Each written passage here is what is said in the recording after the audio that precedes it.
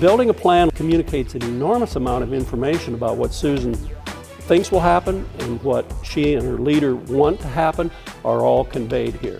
And then you build a project plan. Remember that we talked in year 3 and 4, we want the target to go up faster. There ought to be a project in there that explains what she's going to do to cause that trajectory to go differently. The project plan becomes the explanation of how the change is going to be brought about.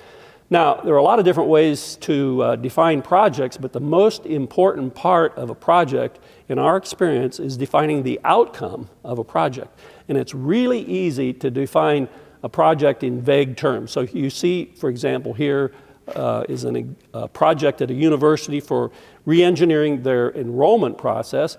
And they could define the outcomes as improving enrollment, making it easier to enroll, making it faster to enroll. They sound good, but here's a better way. A better way to define that target would be to say to reduce the amount of time it takes to process a transfer student's credits, analyze those, and decide whether they're valid or not.